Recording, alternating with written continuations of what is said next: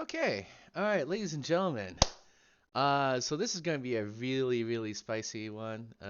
So what I've come to understand is that um, I am going to have to check out this update on the Xbox business. So just to kind of like recap, so the word is out that Xbox is probably going to bring its latest exclusive, its latest and greatest exclusives to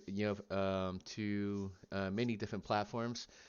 Personally, I used to be like an Xbox fanboy. I actually still have my Xboxes. I even got an Xbox Series X, and I never bought a PS5, but I have a PS4. So PS5 games, I found that I can actually just get games from the from Steam or Epic Games or GOG even, and so also heard that Stellar Blade and some other like exclusives will be coming out on PS5, so that's a bummer for me for missing out on those.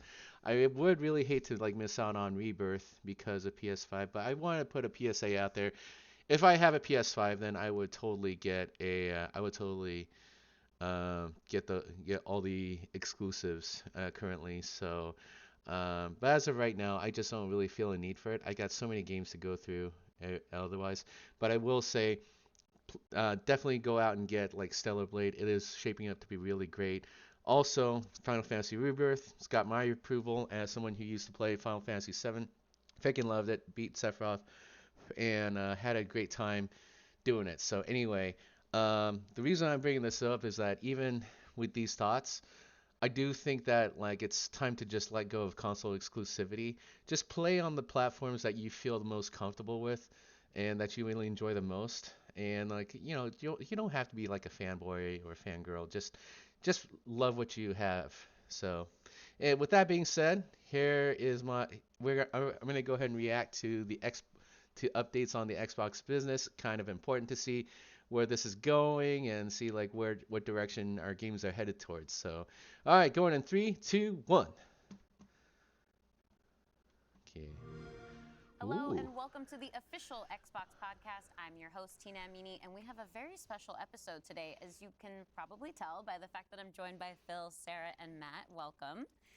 And we're going to talk about some updates at Xbox. We want to talk Yes, about game exclusivity. here's We what I'm want gonna to talk do. about Activision Blizzard now that they're part of our portfolio, how that might be an impact on Game Pass. And we want to talk Yeah. about hardware too and I how think this all is of a this better fits into the perspective. strategy at Xbox. So, So it where looks should we like I'm start, actually Phil? looking at it. All right, Well, cool. All right, this when is we great. originally had This is planned great. for the show, starting back in December, CEO of I think Microsoft we Gaming, probably Phil would have Spencer. started with I've Activision spoken with this Blizzard, guy personally many times maybe over. talk a He little really bit good about the guy. exclusivity with some Um, games coming up in the near term. But we've of talked a course, lot had about like some business opinions and unforeseen such, news that has come out. So but let's otherwise, just I go very and, much and enjoy tackle talking the with this guy. exclusivity question Phil Spencer is because I actually really know cool. it's on the minds of a lot of people. We hear from the In person, community, and that's an important and I know like input it's for us. and but So we made the decision that we're going to take 4 games to the other consoles. okay, Exclusive strategy. We're making these decisions for some specific specific reasons. reasons. Okay, got it. We make every decision really with the long-term health of Xbox in mind. Mhm. And long-term health of Xbox means a growing platform, our games performing, building the best platform for creators, reaching as many players as we can. We're always looking to learn as a leadership team and to grow. And we think this is an interesting point in time for us to use what some of the other platforms have right now to help grow our franchises. So we're going to do that. So, these four titles, what are they? Can you say? I'm not going to name those games. The teams that are building those games have announced plans that are not too far Far away. away. Okay, As we know, game he's teams leaving put a lot of the news energy out into their to announcements with the to partners. their So teams. I don't Okay. want to take anything away from Okay, those that's fair. teams. I think that's So I okay. won't be talking So he about doesn't the want to take the thunder titles away. I mean, this specifically, but I Phil think is when they actually come out, sitting from up above. it'll make sense. So Can we say if he's got the either of those bird's eye titles view are of what's going Starfield on. or Indiana Meanwhile, Jones? he's They got are not President Starfield Sarah or Indiana Bond Jones. overseeing Well, what Xbox was the gaming now. criteria in So, how the but Phil team was Spencer's thinking about selecting those yeah. four titles? Let me start a little bit outside of that, and then I'll get to the 4 specific games that we're talking about right now. Okay. Because the fundamental decision driver for any decision that we make, anything we're going to talk about today, is the long-term health of Xbox. All right. that we're running a growing platform that is reaching more players, that our games are having as much Okay. success as What is a possible. platform? And I do have a fundamental belief that over the next 5 or 10 years, exclusive games, games that are exclusive to one piece of hardware, are going to be a smaller and smaller part of the game industry. And that's Okay. not So some great yeah, insight, because if you look at the last hardware 10 footprint years is and what the shrinking. biggest games are today, it's a natural place. Whether it's one console and PC, multiple consoles, mobile console and PC, you see big games Okay. landing on All multiple right. platforms. And we want to be a great platform for creators So that are trying to essentially, realize that potential. But now okay. back to the specifics of the question on these four specific titles. We looked at games that are over a year old, so they've been on Sure. Xbox and I think that's PC fair. for a while. PlayStation does that as well. A couple of the Sony has games are been doing that too. community-driven games, new Okay. games that kind of first iterations of a franchise that have reached their full potential, I'd say, on Xbox and PC. There's Sure. always Yeah. growth. You want to capitalize on Franchises that your, we obviously want to you know, continue on to your like invest in. main market. Part That's of fine. having the ability to continue to invest is that the businesses behind those franchises continue. We think it's important that these service-based games that have community behind them, Service-based. that they can have confidence that they're going to exist. He in didn't the say future. live So service two though. of He them said kind of service. community-driven games. What? So that what will does be that on other mean? platforms and give us the ability to continue to invest in them. We think that's great for the business and great for the communities. More players to play with. Okay. I'd say two of the other games are smaller games that were never really meant to be built as kind of platform exclusives and all the fanfare that Okay. goes around that. But games that our teams really wanted to go build, that we love supporting creative Criteria. endeavors across our studios, regardless Games of that size. have been And as they've over realized a their year full potential on old. Xbox and PC, we see an opportunity to utilize the other Reached platforms as a place to just drive more business value out of those games, allowing us one to platform. invest Okay. in maybe future iterations of those, so sequels Sure. to those, or Okay. just other games like that in our portfolio. And when we don't damage Xbox and we can grow our business using what other platforms have and to help us with that, we're going to do that. And that's really the story behind these four games. And last thing I'll say, looking forward, I think there is an interesting story for us of introducing Xbox franchises to players on other platforms to get them more interested in Xbox. We think there's a good brand Yeah. value Okay. for So Xbox there. So basically, games, he's saying no games. promise beyond that. So if you're on those other platforms and you see these four games coming, Okay. please don't So take it as some signal it's that games that will everything's coming. It's entice not. folks. And we're going to learn. Entice So when you are folks. thinking about the future and this concept of live Players service games, to games that join can benefit the from bigger Xbox audiences, new ecosystem. audiences, how does that apply to future titles and how you're applying that Okay. criteria there? I get it. Yeah, there's really no fundamental change to how we think about exclusivity. We just came out of Developer Direct, which was an awesome show. Where we Yeah. showed great Developer games Direct coming was to amazing. Xbox and Actually, PC I and really cloud, dig which really dug makes them like accessible to how awesome that hundreds was. of millions of I people. think like So it's this kind of there's a we're lot really focused there's a on lot of a couple positivity with platforms, and that's gonna Xbox. show up there. They do so. But our key of play the games you want with the people you want anywhere you want when everybody plays we all win. Mm-hmm. These have been part of our strategy for years. Okay. And will continue to be. Our focus is on how do we continue to grow the games industry by reaching more players in more places, and how do we grow Xbox as part of that. Xbox is a hardware platform, Mm-hmm. Xbox is a publisher of great games, and Xbox as a platform for the world's best creators.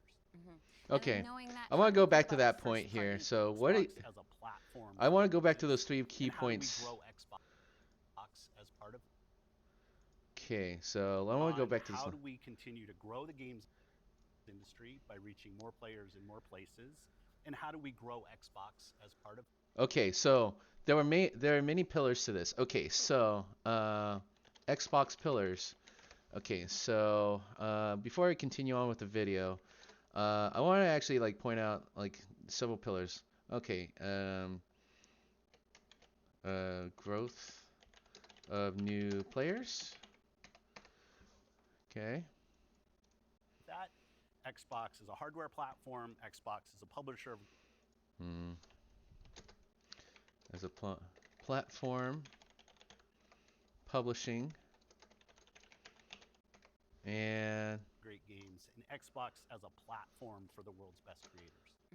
And then knowing Wait that, a how do you second. think about our first party Games and in more places, and how do we grow Xbox Xbox of as that. part of that?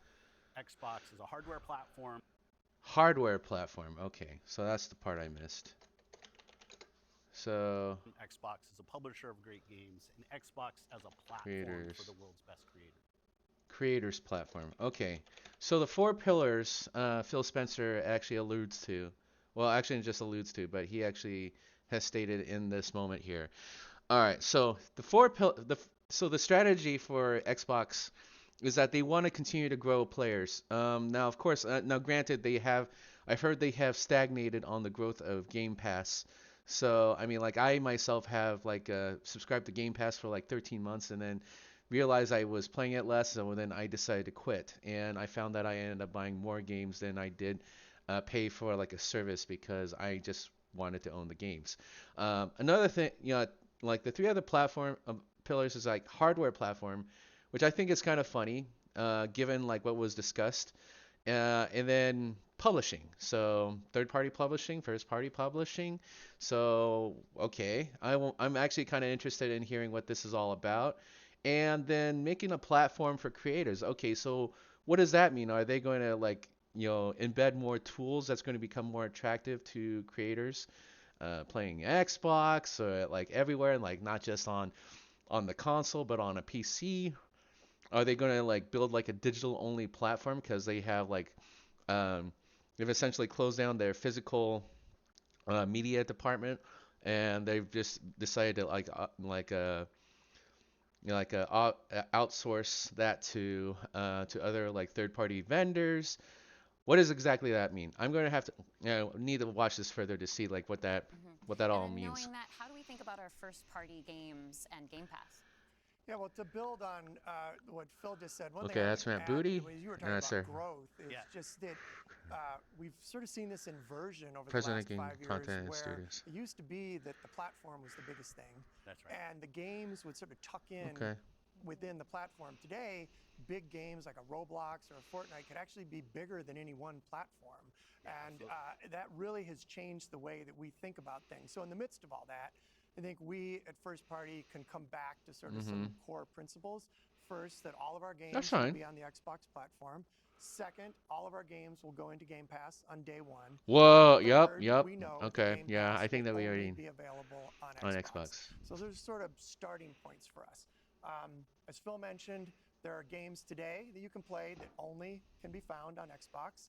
And at the same time, we want to bring more of our games to more players. So we're going to continue to look at that. Kind of moving aside, though, from some of those and thinking more about what does it really mean for the player, to me, the two key things A are cross crossplay and cross-save. selling points. Those things allow us to deliver on the promise of Xbox, which is play with your friends where they are, play on the devices you want, play the games you Okay. want. So that is really only possible at a Cross-play, practical level cross-save. when you know that your saves and your player are going to be able to move across all those parts. So not all of our games today are necessarily built to take advantage of that. There still will be some games that don't. As we bring more teams into the Xbox family, there's some catch up to do as we get there. But that cross-play, cross-save is like so fundamental to what we're doing, and I think is something that we as First Party get such a good benefit from being so close to the platform. Okay. Yeah, absolutely. I mean, that's one of the things, like you said, all of our games are always in Game Pass. She And did a so great job I'm with excited to Xbox Game announce, Pass. You know, with the coming together Like that with we had with yeah, Activision bringing all Blizzard kinds games, of and exclusives. Activision and So Blizzard games are great to coming see Game that Pass, she has starting been with promoted. Diablo 4 on March 28th, which I'm super, super excited to share today.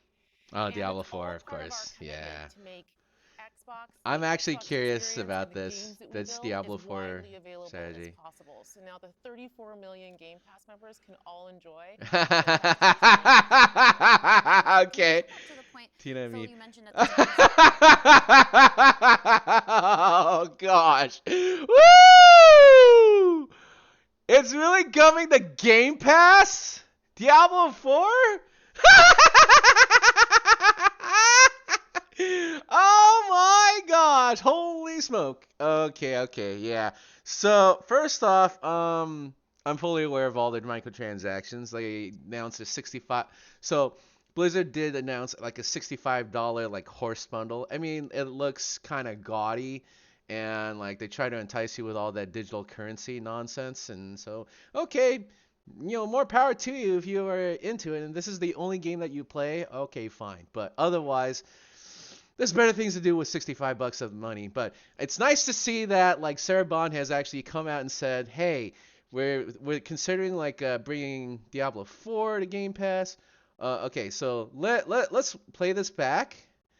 28th, which I'm Whoa.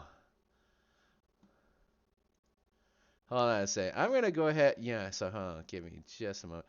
All right. So what I want to do is I want to go ahead and set this up. Yeah. Ooh, no, no, no, no. That's not what I want to do. Yeah, here you go. Alrighty then. So this is what I want to do. with the coming together that we had with Activision Blizzard King that act us. And yeah, absolutely. I mean, that's one of the things, like you said, all of our games are always in Game Pass. And so I'm excited to announce, with the coming together that we had with Activision Blizzard King, that Activision and Blizzard games are coming to Game Pass, starting with Diablo 4. Oh! And it's Xbox, the Xbox All right. Yeah. available as part 34 million Game Pass members can all enjoy. Wow. Diablo 4. So Back to the point, Phil. So does that mean that everyone's gonna get to play Diablo? All those 34 million like Game Pass subscribers can play Diablo 4 for free? Shoot. Okay, I guess I need to resub now. You mentioned at the top this isn't really a change in All right. strategy for us. Can you recap for me how it isn't? Yeah. All of our games are always in Game Pass. And so I'm excited to add all of our games are always in Game Pass. Okay. And so I'm excited to announce, with the coming together that we had with Activision Blizzard King, that Activision and Blizzard games are coming to Game Pass, starting with Diablo 4 on March 28th, which I'm super excited to share today. Oh, March. It's all part of our commitment to make Xbox, the Xbox experience, and the games that we build as widely available as possible. Oh my freaking gosh! Woo! Oh yeah. Okay. I don't know how to feel. That's great. That's great. All 34 million Game Pass peeps are going to get to play Diablo. It's going to be amazing. So, by the way, there is a $65 like horse bundle. Probably best that you kind of like watch your money before you consider paying for something like that. But otherwise, good on you. Good on you, Xbox. That is probably a fantastic deal. I mean, like, yeah, whatever your opinions are about Diablo, I gotta say, like, if this is your first time getting into Diablo 4, there you go. And then maybe consider getting Diablo 1 and 2 on GOG. To the point, Phil, you mentioned at the top this isn't really a change in strategy for us. Can you recap for me how it isn't? GOG. Yeah, and I thought both Matt and Sarah did a really nice And job maybe of talking consider about what we're doing on Xbox, where we're going.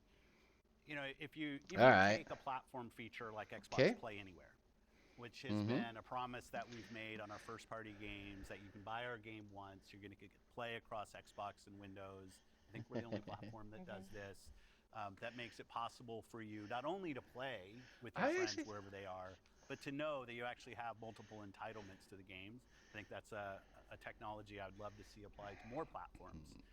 But it is this view that people are going to play Xbox in multiple places. Okay. Yep. Whether that's it's right. the games you want, with the people you want, anywhere you want.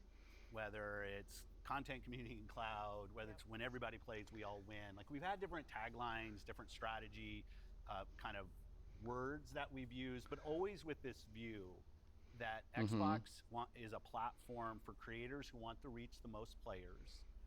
Our investments in xCloud, our investments in xCloud is freaking like awesome. I love it. Call of Duty, yeah. Large franchises, so that we learn how to build those. This has been a strategy that we've been on for, I'd say, a decade.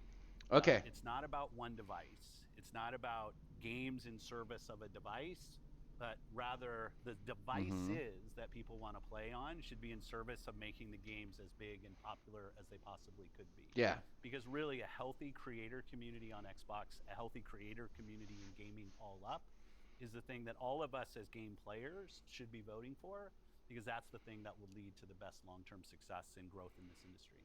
And my understanding, just from listening and learning from you three over the past few weeks, just understanding what's happening with Xbox, is that we see trends with player behavior where people are playing on multiple devices. That is the reality. And we have put some games out on multiple platforms before. Yeah. So my understanding is that that's been good for players. How does that come back to the business with all of that in mind?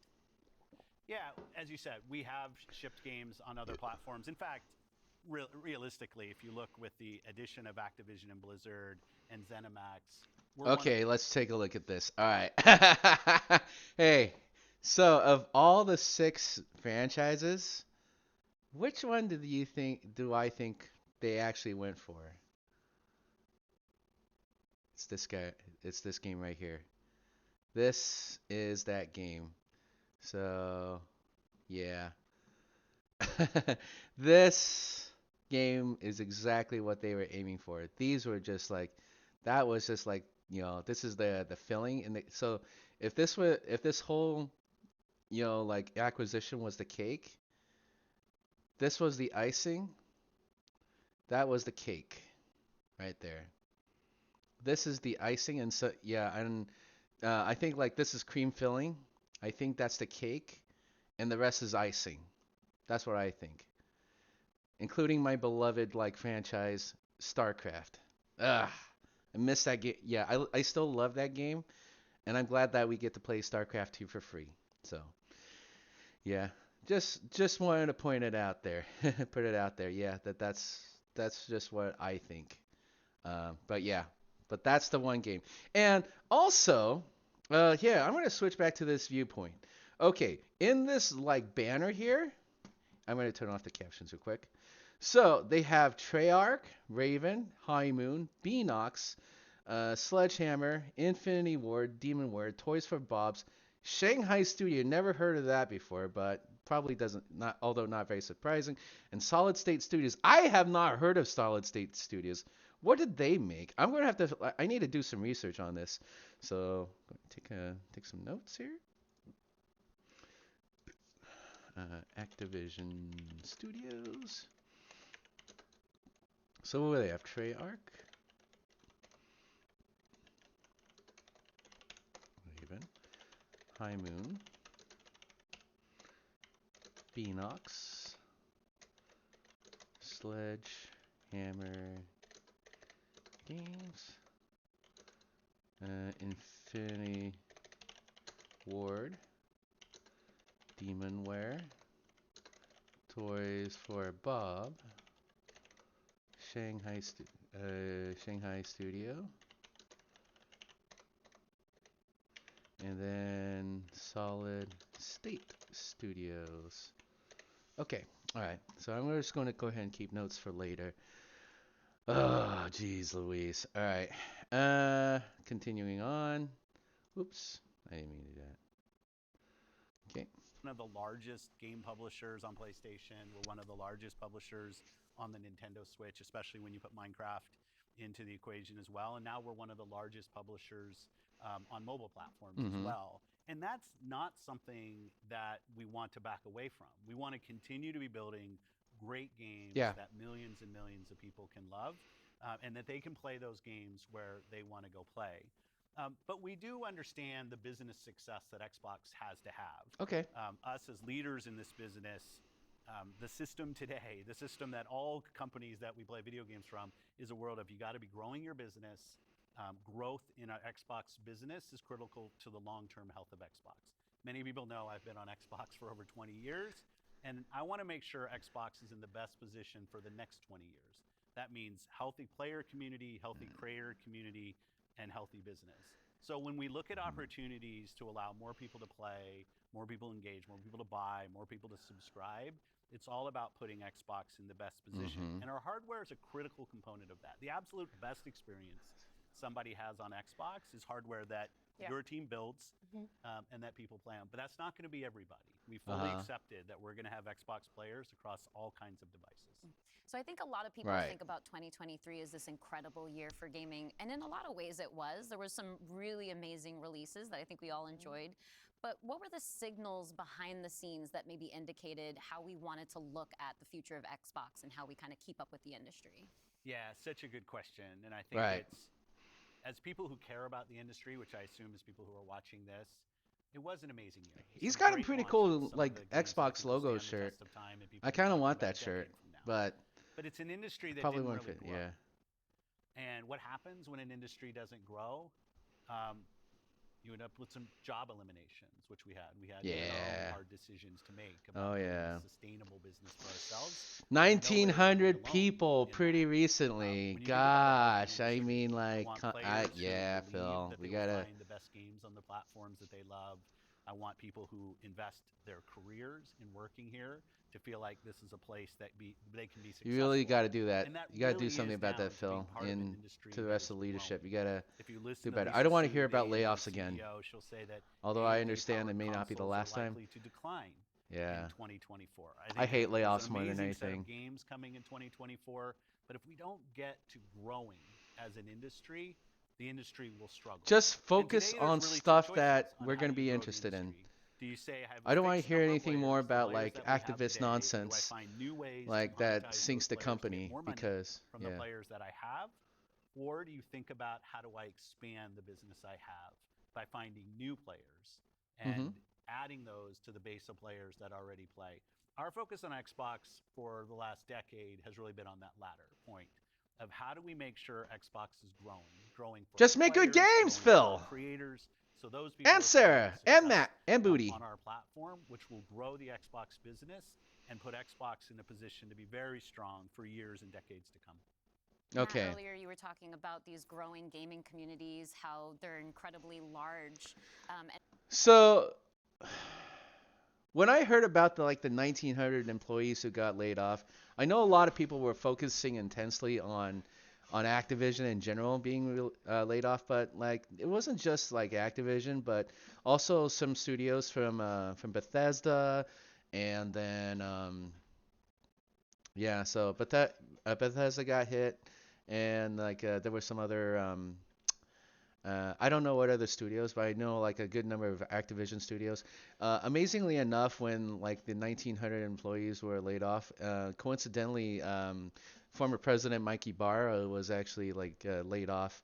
Well, no, he wasn't laid off. My bad. I didn't mean to say that. He left, which means, but Mike Ibarra, I don't think he would have left. He would have been like he didn't want. I don't think he wanted to leave.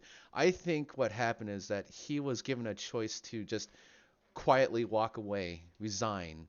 You know, he gave his announcement, so I think he was actually. I don't think they really liked what was going on.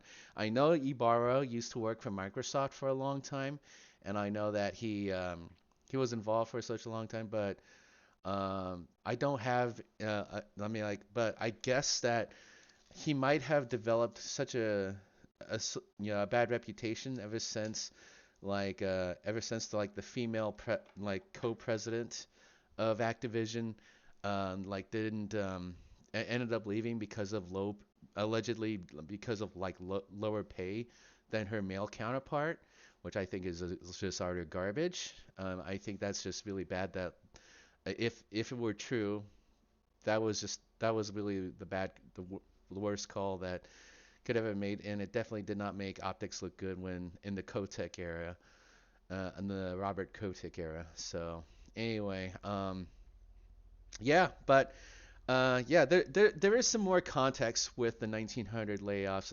My suspicion is that like well, no, it wasn't a suspicion, but like so there's allegations that the 1900 Activision employees who were well, not Activision, 1900 employees, you know, like that were affected, weren't just like people from those different studios, but I heard that they were also cleaning house, as to like what you know as to like what was actually causing the toxicity as well as folks who were just determined not to be like needed anymore. So, but I think there was also a bit of a cleansing of like reputation that was going on there, and because based on allegations, but that these are just based on like reports that I've heard about and just read about.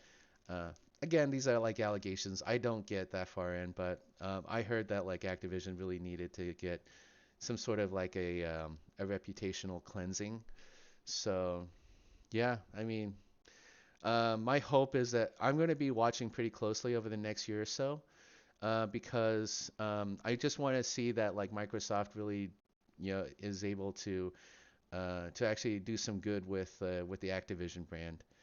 And I know like people are just going to say, well, no, no, that's not true, Long. I mean, like the reason why, uh, like why nobody, like nobody really raised any eyebrows about it is because they make good games. But at what cost? I mean, like, sure, like, I mean, like, you could say the same thing about, like, Dragon Age Inquisition. I heard that was made with BioWare magic. I mean, like, that, and then you have to think about Activision and, like, how quickly they were burning through employees. I mean, I remembered when they were, the first time I heard about them making record profits, like, 800 employees went out the door, and, uh, and I think that itself is bad. We don't really, I mean, like, and and I don't even know why. I once would have loved to have like worked for Blizzard at one point because I would have loved to try out their games, test them out, just certify that they're good or they're not good. But that was essentially a benchmark that I would have loved to have met when I was still, because I would have loved to have been a QA tester. And sadly, seeing what's been going on in the gaming industry, I'm glad I went a different direction. Anyway, moving on. And comparable on such a different level when we think about console audiences. Like you mentioned Roblox, you mentioned Fortnite. So how are we're obviously thinking about our responsibility, our hardware responsibility is supporting the Okay, growth of gaming communities. How has that's a that really actually cool shown up for buzzword. the players? Are there any other Responsibility. games we can speak to from our portfolio? Well, as Phil mentioned, I mean, two of the biggest ones for us, Call of Duty and Minecraft, I mean, they are driven just from the bottom up by the communities of people that play those games, which is so great. I think about it for the player community, it comes down to where are the friends, where are the people you play with, and then Yeah, equally that's true. important is where have you built up your library of games, right? Where have you invested? Where's that library? I think those two things probably are some of the biggest influences on where people choose to play and what devices they choose to Absolutely. play. Yeah. When we think about on the other side, the developer side, just any game developer wants their game to find the biggest audience possible. That's Yeah, just the nature of building a game. I You want I, people I to agree with this enjoy and completely. participate in what you've made.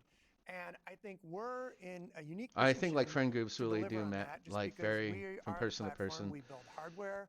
We've got a first-party games group, and then we've got a system that ties that together, that brings together your friends, your progression, your achievements, all of that. Yeah, I think I'm that's an really what achievement has freak. contributed to the momentum behind some of these communities. Yeah. Yeah, absolutely. I mean, when you look at just step back and you look at the history of the That's why I industry, like we've stuck with Xbox. moved from a I place just where it used I to was be addicted to the that achievement someone system. built and launched a Still game am, to accelerate but hardware like to I'm now actually the looking things towards we do with games our hardware and on with our places platform where I are expect all for in the service platform to of making last those games bigger. outlast me. And we think about that across all of the investments we make, the consoles we build, the investments we do with things like cross-play, cross-progression, the things that we're doing with cloud. How do we actually It's give so more amazing the options to cloud. I mean, game like how creators so they can have the how greatest they're able to success? maintain I like think one of ecosystems the within the fun cloud. recent examples about this is actually Pal World. Pal World Yeah! launched, they were Woo, game free, Sarah, launched in my Game Pass, but girl, also simultaneously launched you, on Steam. you, So the combination of those woo. things, Pocket Pair was able to have this outsized success, and it was the Yeah, largest third-party Game Pass launch ever. And I it's all totally because forgot we this give was on creators Game options Pass. on how they can launch Oh, their games. We've got snap. Yeah, subscription, yeah. we've got retail, we've got free-to-play, we've got Game Preview, we have the Uh-huh. consoles, we have our experience on PC, and they can Right. access all of those things. That's what's And up, when we yeah. step back and we The just fact look at that the like performance of our Pocket platform Pair, all a up, we novice know it's working. like We're at developer, the highest was level of able to users on get this console, game the working highest on level of users on controller PC, and and the on highest level of PC, users on on keyboard cloud and mouse. ever.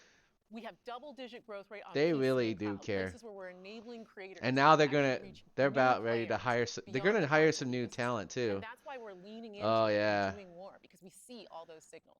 So we're talking that's about what's the up. role that Way to hardware go, plays Sarah. for creators, for the games and those communities. What about the role that hardware plays for us as a business, for Xbox? When we look at our Yeah. hardware, it Xbox really is still is, as Lisa was accessible saying all across. earlier, it's I what mean, like you it's get still like the a most much more flagship cinema economical, experience of like platform Xbox. to be And it on. also That's their main represents a selling point. developer target. Our The main selling developers can point is build to that the they're specs of our everywhere. hardware, and If we you have a invest to make sure PC, they know you when can they play do that, Power World. that the games are going But to if you run great like, on our and if you're hardware, on but they're also going to Xbox, be able to be you can accessed play it on across that too. any stream, And any screen, especially if you because of have all a the other Game Pass investments we make. subscription, So we're giving them you an can play easy Power way World for as long to as you access want. as many players as See, possible. And we actually have more like, creators right now building for Xbox than ever before by Thousands, nature, yeah. thousands of them by nature of those investments. And we got more to come. There's some exciting stuff coming out in hardware that we're going to share this holiday. And we're also invested in the next generation so roadmap. they And are. what we're really focused on there is delivering the largest technical leap you will have ever seen in a hardware generation, which makes it better for players and better for creators and the visions that they're building.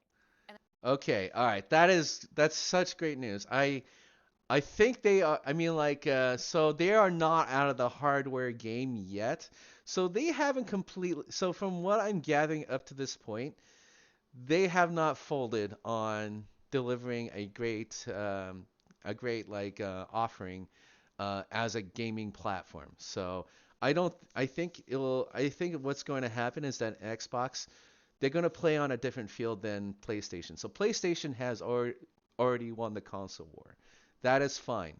Um, but then like Xbox, what they're going to do, they're going to take their strategy in a whole different direction, which I think is going to be still be pretty exciting. So it's right now, from what I hear, it's just the 4 games that they're going to allow their studios to announce on their own, and that's fine. Best not to take the win from their sales and let them shine on their own and give them a chance to like highlight themselves. I think that is great. What I also appreciate is that what I actually also appreciate from this is that they still recognize that there is great value in what they're offering. So they still are catering to players who are who they don't want to commit to like putting in big money into into like paying for games, and they don't know exactly what's going on with those games, or like, and so that's fair. That is more than fair that they may not necessarily want to dip their toes in the Power World. Is that their kind of game? I don't know. Probably not. Were puzzle games my thing? I mean, they were to me, but like, would I have paid money for like a racing game like Forza? No, because I don't like racing games. But Forza really got my attention, and I enjoyed it for like the for about 2 months before I moved on. So yeah, and I mean, like, so it's still affordable to like have your Xboxes. If you already bought yourself a PC and then you also have an Xbox, I think it's more likely you would either give away your Xbox or you would sell it. But you certainly will not be playing your Xbox for a while. The only reason you would do that is because you have friends still on that platform and they've chosen to live in that platform, and that's fine. I live everywhere. I live in my Xbox, Switch, PC. Like whenever I'm playing games. But otherwise, most of the time these days I am on PC, but I still buy games on disc because I want to support physical media. I want to support being able to like pass on that media to somebody else so they can live on forever. So for as long as that disc will last.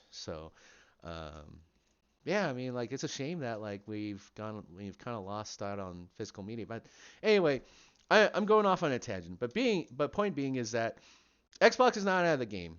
All they did was just like they just decided to move in a different direction. They've already conceded the hardware war, like the platform, but they will still offer stuff And I think what they're going to go for, they're basically going for growing their install base, which I think is actually still a pretty good move.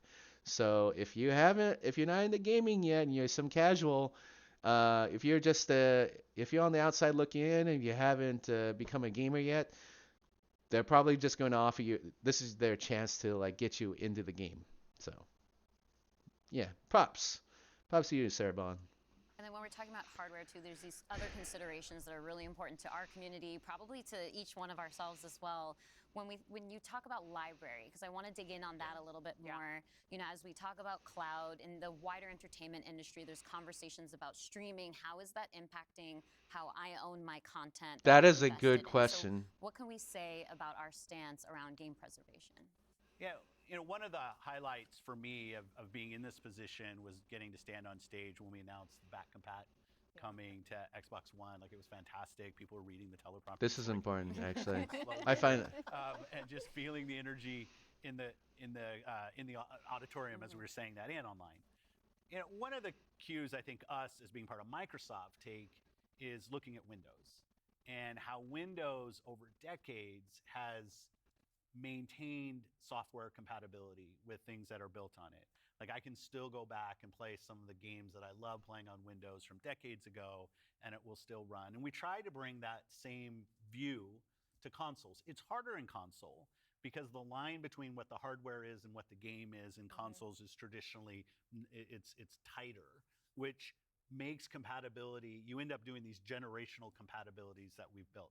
But I will say compatibility, the ability to not only play the games, but my saves are still there with our cloud save systems to try to keep the services up as long as we can so that people can play, is a tenet of what we are as Xbox. It's at our foundation. And when we look at future hardware generations and what we're going to support, making sure that we respect, which is the word I use, respect the investments that people have made in Xbox going forward is fundamental. And the fact that you get entitlements when you buy a game from us on both Windows and Xbox also means you have the ability to play that game across a multitude of devices, which I think furthers the compatibility of the games that you own. I like this a lot. So, bravo to Phil Spencer for bringing out like the importance of game preservation. I think a lot of us will still be buying physical media, but it's really great to see that in the Xbox platform. I think like game preservation absolutely a must. Because that's what like many of us like still love think about it. Like, when's the next time we're gonna get to play our games again? Now I know it's going to be like a much bigger conversation about from game to game, and then like in even different genres of games, and live service games versus like single player games versus like co-op games, all multiplayer games, all kinds of games. And actually a hard problem to solve too. But I'm really glad to hear from Phil Spencer that like that uh, preserving games and making sure they're still backward compatible is paramount. And that I really do appreciate. That's also why I love going to Xbox. I don't know what the story is with PlayStation. I heard that they allow you to play PS4 games on PS5, and then if you're in PS Plus, then you can also play your PS2, PS3 discs. And then unless you go digital only, which I would never do digital only. So I already have a digital only machine. It's called my PC. Yeah, I definitely do not need a digital edition console. um, let's see what we have here. Yeah, yes, but game preservation, that's a huge thing. I mean, like, yeah, it really does suck that they eliminated their physical media department.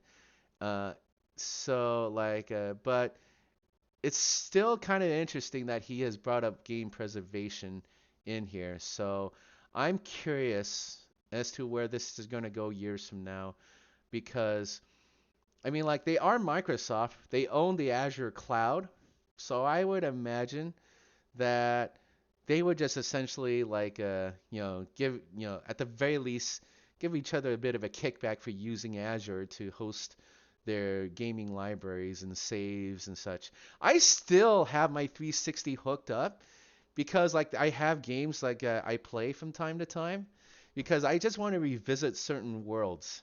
And that's where I got a majority of my my gamer score. So I am one of those guys who will keep on dipping back into the 360. Heck, I even got my Xbox One because that's where I play my Kinect. I still play with my Kinect, and and like the I just want to like point out that I still very much enjoy like playing the older machines, the older systems. So if you're gonna like roast me, if you're gonna react to my video and roast me for like liking that stuff, well, bully for you. But the reality is, I very much value going back to games that I love. I don't just like buy a game, play it throughout, and then just move on. Sometimes I like to dip my toes back in there. Just FYI, I am a dancer. I play Just Dance. I play Dance Central. I play anything that involves movement. So it's good. It's good for everyone. So anyway, moving on. Can we go back to what Xbox stands for today? I think we've pretty much covered all of the elements, but if you could break it down for me. When you play on Xbox, what we're saying is you're playing on a platform where the biggest games in the world are always going to be. You're playing on a platform where you get to access Game Pass. Yeah. All of the games from our incredible range of studios will always launch in Game Pass day one. Yes. And you're playing on a platform that's dedicated to you, like player-first features, cross-play, cross-save, cross-progression, backwards compatibility, being able to play your games in your library anywhere you want because of the investments that we make in cloud gaming. And so you're playing somewhere where you're investing and you get to take the games forward with you and across all of the screens where you are. And I think most importantly, Xbox is a place where when you're investing in Xbox, you're investing somewhere that is dedicated to making games more successful and creators more successful so that they can invest more to bring even better experiences to you all of the time.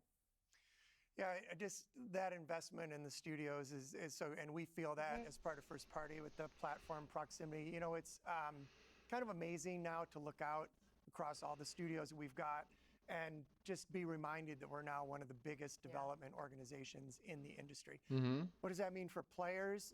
It means that the biggest games are going to continue to come to Xbox. Okay. And this 2024, the year coming up, we've got more than 10 major releases coming up. Great stuff. Hellblade 2. Yes. Diablo expansion. Okay. Avowed, Ara, the Indiana Jones game. I'm worried about that one. More in development. I'm worried about Indiana We're gonna Jones. share more about our June showcase. Well, I guess I should Stop. get ready to work on Indy's that already as well. dead. Oh, man. Well, thank you all for showing up on the podcast today, and we'll see the rest of you this June. All right. Not bad. Not a bad showcase. So I want to actually pull up like the so far it was actually a pretty good showcase. I think it was really cool hearing about like all the different updates. I was actually very curious about that because I just wanted to see how well it was going to turn out. So anyway, so yeah, I want to actually now I want to like turn my attention to something that I think is quite important to talk about. I've got a lot of tabs, but don't worry about it. It's all good. Okay, so that's not good. I don't know if that's going to render well. Here, let's see. Let's go here. Okay, so let's talk about this. All right, so takeaways. What did I take away from this that was actually very clear? All right, 4 games are going to be announced to be going multi-platform. So four games that will become multi-platform, but the criteria for that is that these are games that have to have been at least a year old. They have had to reach their full sale potential on one platform, and this is also a game that will entice players to join the Xbox ecosystem. That's what I got from this. Okay, what is a gaming platform? We used to always think that like it was the console. The Xbox console was used to be what was the platform? So like the box I was collecting dust, but it's actually the truth is, but it's actually not true. The Xbox is actually like it's not just on your it's actually not just on your console. It's not just sitting there on your shelf in the family room or in your bedroom or whatever. It's actually also on your phone. So this phone is perfectly capable of like playing games on a platform known as the xCloud. xCloud. So let me take a look here. Let me just double check to be sure. Cloud, xCloud Gaming, and yeah, Xbox Game Pass. I'm trying to figure out like where you can like find the xCloud. Let's see, xCloud Gaming, Cloud Gaming. Yeah. So if you want to do cloud gaming, okay. So I think you would have to, yeah, you have to get in the game cloud gaming beta. Then let's see, play with touch. Fable 2. Yeah, play with Ultimate. Okay, yeah. So when you go into the Xbox.com site, what happens is that you're going to be prompted to install cloud gaming, and you can actually play a select number of games um, on Xbox. So it's not just your plastic box; it's actually also your app. Um, so again, the question is, what is a gaming platform? It's no longer just a box that sits on there. And I've said this many times now. I said this like twice now, but yeah, it's wherever Xbox wants to be. It could, I mean, someday, although although it's kind of a long shot, maybe it will be on the Switch or maybe on the next iteration of of Nintendo hardware. Who knows? But yeah, I know that sounds far-fetched, but the point is that they are trying to like reach out to as many players as possible. They just want to like try to get players into their platform. And so that's really where their growth strategy is. I mean, like they got money to burn. Even if they are just, yeah. So I think there's more to it than just like they're trying to save money. I don't think that's really what Microsoft's play is. I think it's far more complex than that. So if you look hard enough. Okay, so what are the pillars of Xbox? Their growth pillars are going to be growth of new players, hardware platform, publishing, and then trying to make it enticing for a creators platform. So they mentioned this. So what is it? What does this mean? So we already talked about like point number one, and then hardware platform we already talked about in a sense. Publishing is where this becomes very interesting. What exactly is their strategy? Like, I know that they already talked about like ensuring that their studios will always publish their games to the Microsoft ecosystem first. So that means like Xbox and Windows. But yeah, but like uh, I'm genuinely curious. I don't think they're going to go for exclusives. I doubt that they're going to like pay money for like exclusivity periods. That would be kind of foolhardy on them unless the game happens to be developed in their own studios. So, but I I don't think they I don't know how else to like kind of talk um how else to like think of it.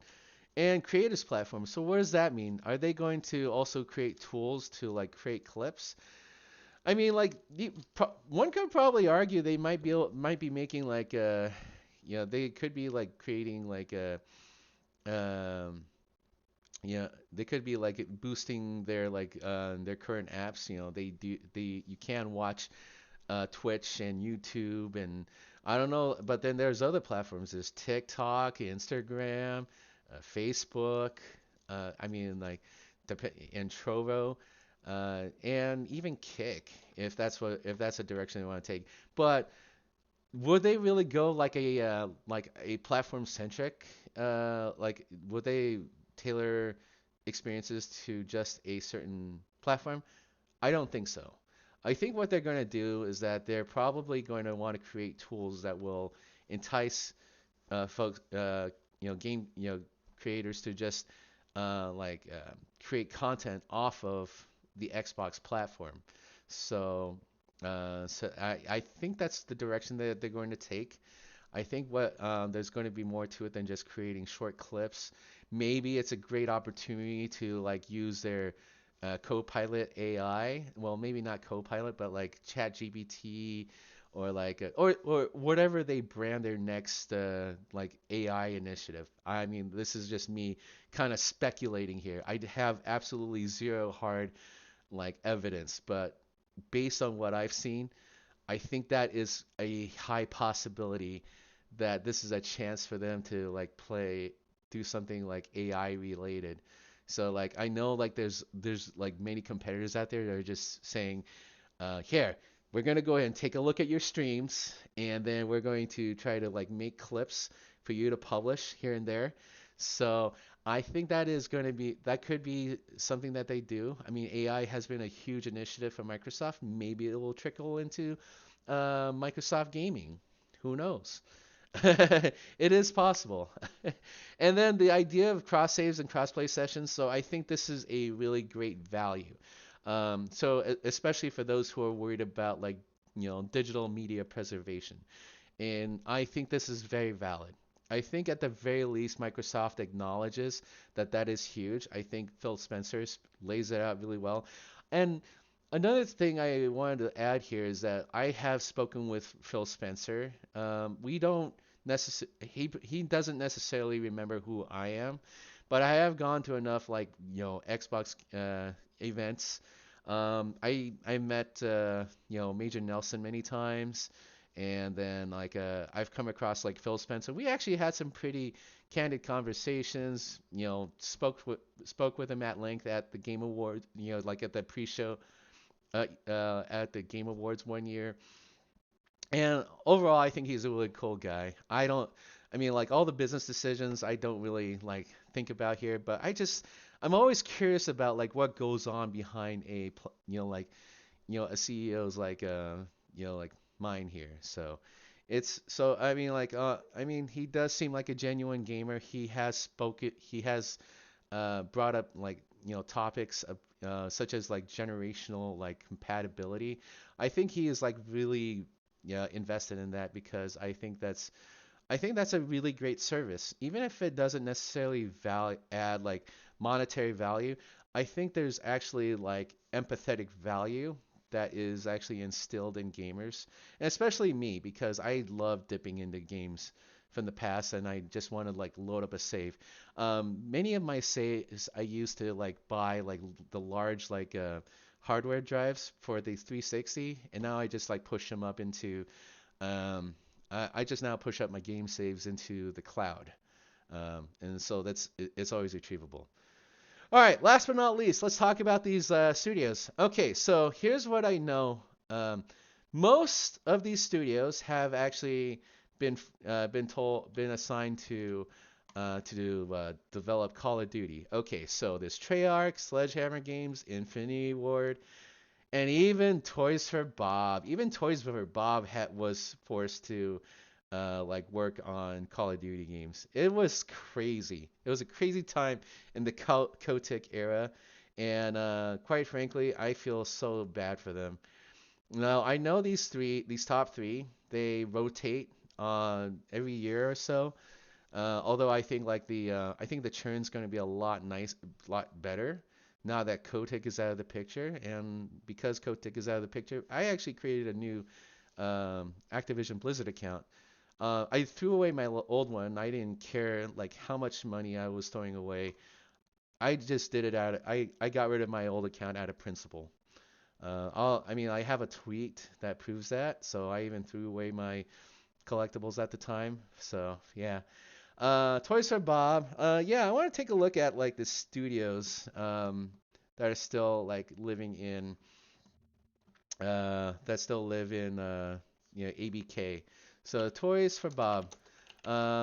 What did they develop for uh, what was their history like? Okay, so they did so they grew on they started off under Crystal Dynamics. Star Control. What is this? What is Star Control? All right. Well, I'm just trying to I'm just looking for, okay, Star Control, that's an old game. Okay, fine. Something that's a bit more, kind of recent in my Skylanders, I am very familiar with. I haven't played it a lot, but I heard a lot about like Skylanders. I know they still sell the toys over at stores like Game Over Video Games. They actually made the Horde too. Okay, so yeah, but like the most recent ones were Skylanders, and then they did the Spyro Reignited trilogy. Okay, so they actually remade Spyro. That's actually a pretty good franchise. I like that a lot. So hopefully they get a chance to shine at the games that they did play. I don't think they're gonna go back to Skylanders again. That's a lot of money to be investing in plastic toys. So yeah, they are there.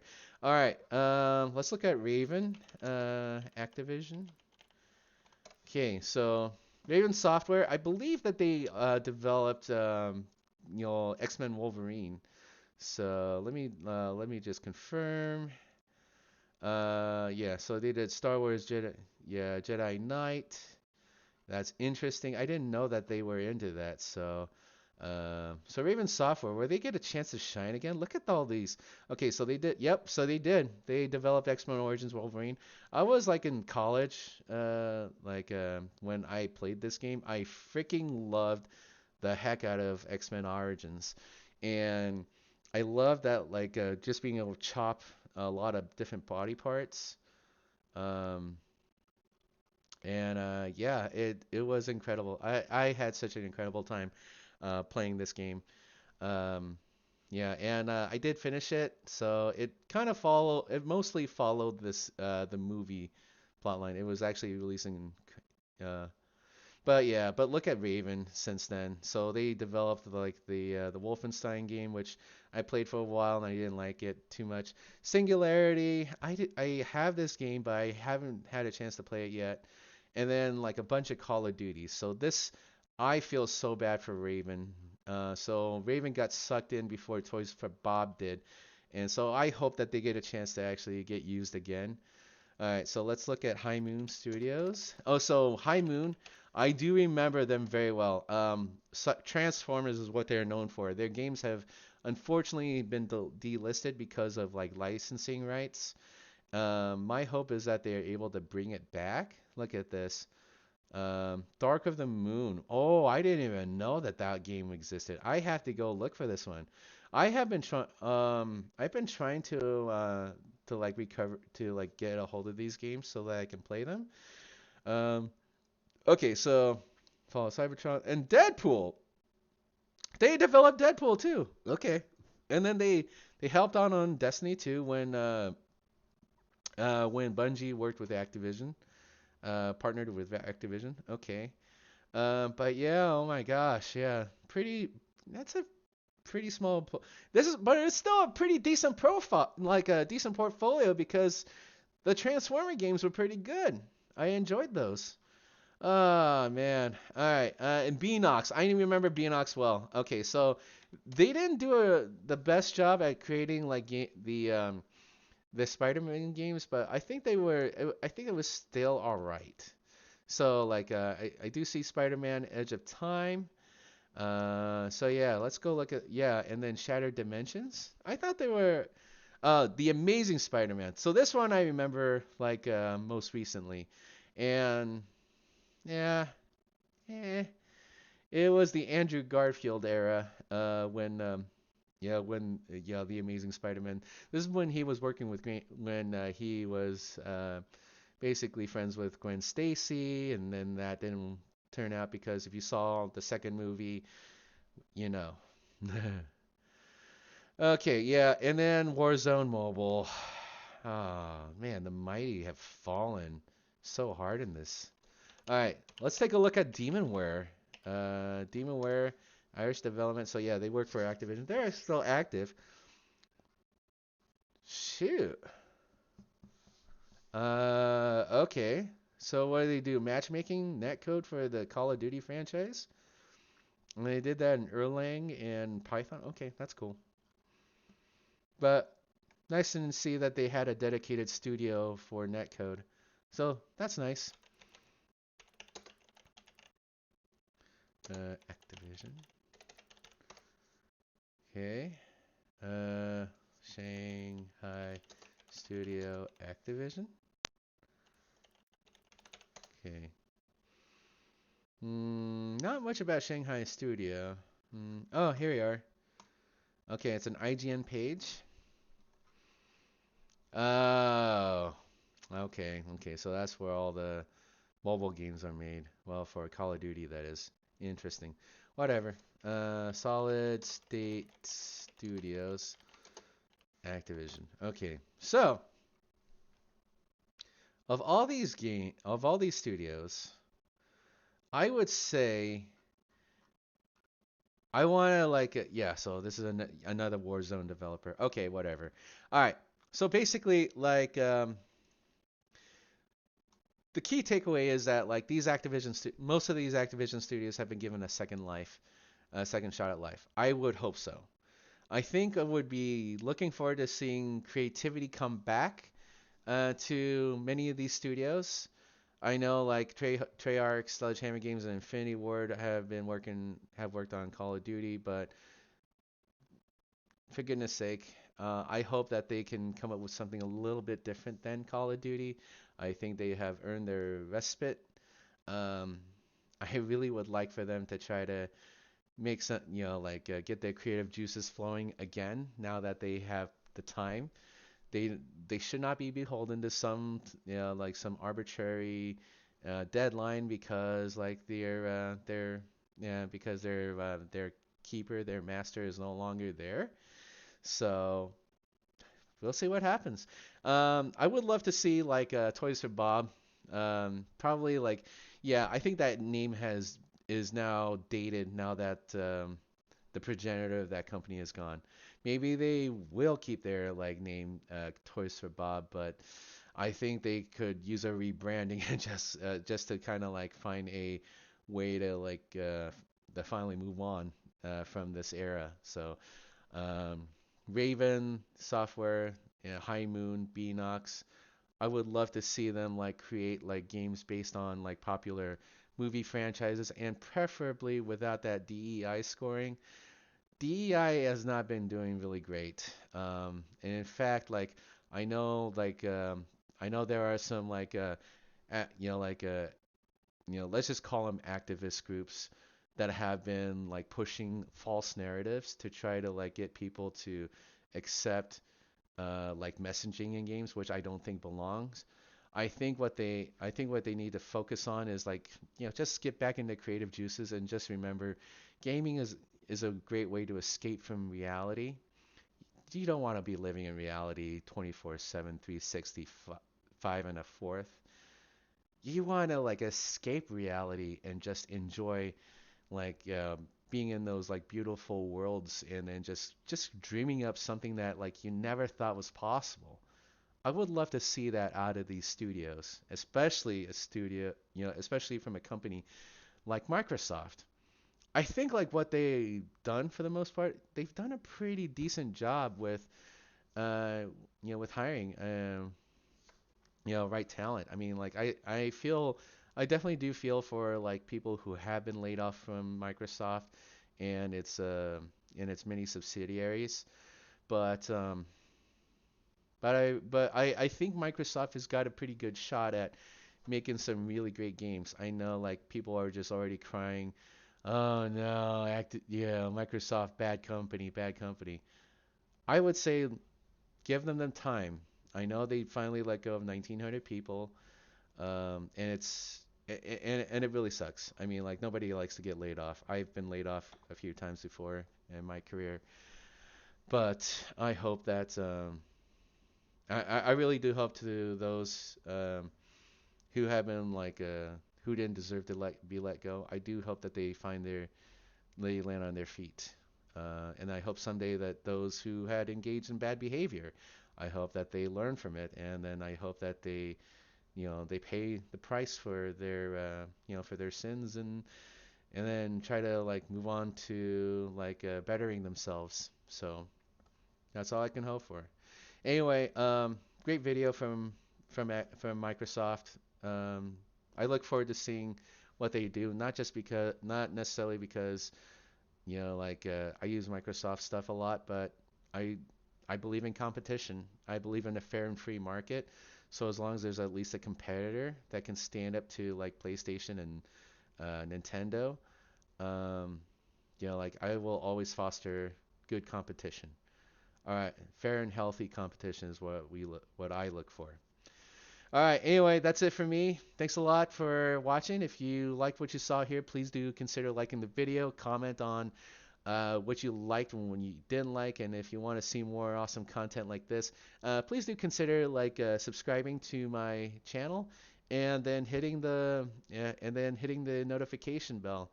All right, that's it, everyone. Thanks a lot. Hang loose.